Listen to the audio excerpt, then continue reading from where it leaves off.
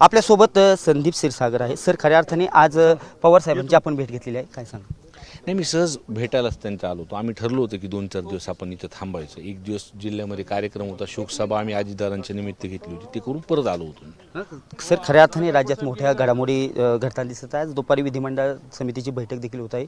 गटनेतेपद सुनेत्रा पवार आणि त्यानंतर 5 वाजता शपथविधी घेणार आहेत. कसं पाहता या सर्व बाबीकरण, कारण राष्ट्रवादी दोन्ही एकत्र येण्याचं विलीनीकरण करण्याची देखील चर्चा होती.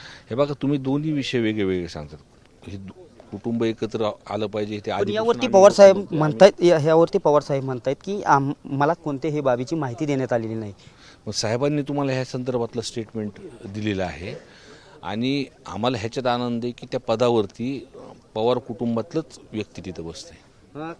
एकंदरीत क्षीरसागर साहेब, आता जयंत पाटील आणि अजितदादा यांची देखील बैठक झाली होती. कुठेतरी 12 तारखेला दोन्ही राष्ट्रवादी एकत्र, कारण महापालिका असेल किंवा सदस्य जिल्हा परिषद, खऱ्या अर्थाने दोन्ही राष्ट्रवादी एकत्र लढवण्यास सुरुवात झाली होती.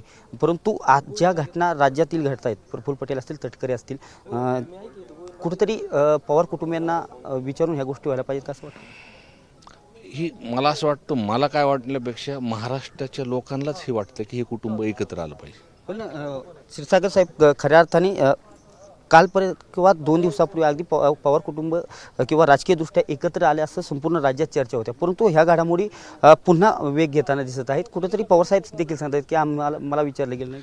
मला असं वाटतं ह्या प्रश्नाचं उत्तर त्या कुटुंबातलेच लोक दिलेलं बरं राहील. आणि एकत्र आल्यानंतर खऱ्या अर्थाने सुनेत्रा पवार उपमुख्यमंत्री होत आहेत. परंतु कशा पद्धतीने जर आपण एकत्र झालं तर कशा पद्धतीने पुढे फायदा होऊ शकतो, कसं बघताय? हे बघा, त्याचा तर फायदा होईल, लोकांची इच्छा आहे. पण मी तुम्हाला हे सांगतो की आम्हाला ह्याच्यात सुद्धा आनंद आहे की त्या पदावरती सुनेत्राताई बसतात. राष्ट्रवादीला जास्तीत जास्त म्हणजे तुमच्या पक्षातील जे आमदार आहेत ते येणाऱ्या लोकांसाठी, कामासाठी ह्या बाबी फायद्याच्या ठरणार आहेत. म्हणजे जे दोन्ही राष्ट्रवादी, तुमच्या राष्ट्रवादी ते एकत्र झाले, कारण एकत्रीकरणाची चर्चा आता देखील होते मोठ्या प्रमाणात. मी पिंपरी चिंचवडला त्यावेळेस प्रचार करण्यासाठी आम्ही तिथं सर्वजण गेलो आणि पिंपरी चिंचवड असा भाग आहे की तिथं बीड जिल्ह्यातले, बीड मतदारसंघातले प्रत्येक वॉर्डामध्ये तिथे लोक आहेत.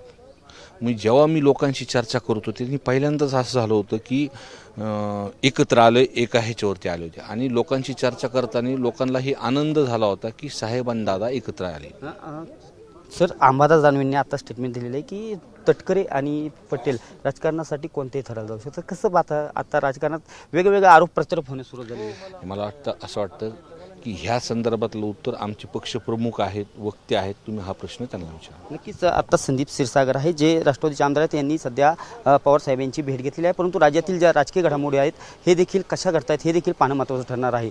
कॅमेरा पर्सन विक्की सह मी दीपक कापरे, TV9 मराठी, बारामती.